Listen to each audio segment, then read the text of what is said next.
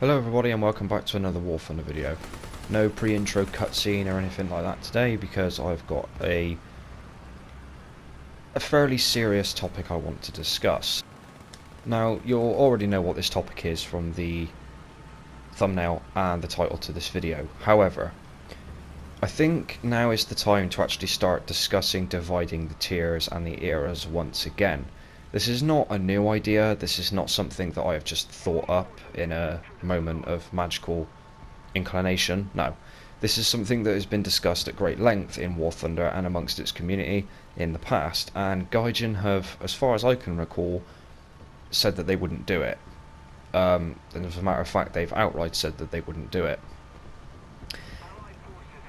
Don't quote me on that, of course, I actually cannot remember seeing them ever say that. I may have seen it in a video or in a dev blog, or I don't know. I just have this funny feeling that they've said in the past that they wouldn't do it. Nevertheless, I think that with the addition of rank 7 and what can now officially be called modern tanks and aircraft, I assume, as well as helicopters, I think it's certainly time to start discussing this idea of splitting up the eras and dividing the game into separate sections. After all, it's fairly easy to guess why Gaijin has suddenly got this hard on for modern tanks and has neglected the World War II area, or pre-World War II, period for ground forces and air. And that's quite simple. Armoured Warfare went down the shitter.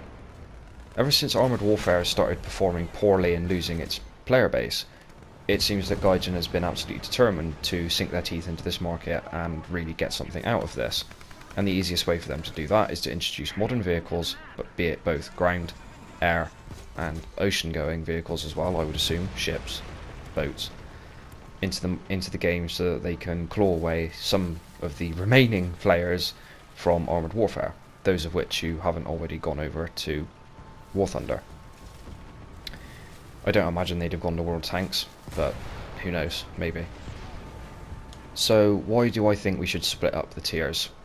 Quite simple, really. You only have, what, I don't know, I'd say about a third of the unlockable content is probably World War II, another third would be like Cold War era, and by the time they've finished doing this thing with modern tanks, I imagine that'll be about a third as well. Of course, that's an estimation, don't quote me on that if you don't mind, thank you very much. So there are going to be people who don't want to play Cold War, don't want to play World War II, they just want to get straight into the nitty gritty, modern tanks, modern ammunition, they want their M1, A2 Abrams, they want their Challenger 2s, they want their T90, they want their Leopard 2A5, they don't want to have to worry about any of the other stuff before it, they just want to play the modern stuff. Now, the issue where this gets a little bit annoying, I think, in theory, is that if they were to do it this way, they would have to have max research grind per each tier.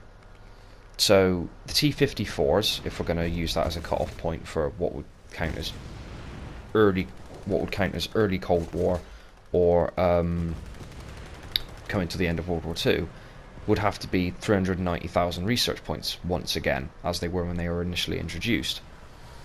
The same goes for the mid-tier stuff, so we could say Cold War ends at the T-64BV or the T-80.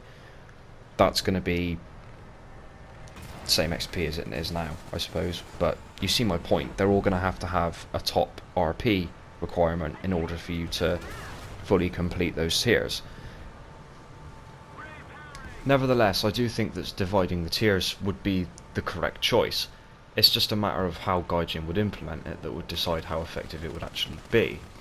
Let me know what you think about this in the comments, and I don't want any comments about, oh well, they've already thought of this and they said they wouldn't do it, bollocks, because if they're adding in modern main battle tanks that is going to be fighting late Cold War and Cold War tanks fighting World War II, which has been the case for a while, since the T-54 was added really, when that thing was fighting the Tiger IIs, you know, these are things that we need to consider, and the perfect time to consider it is now.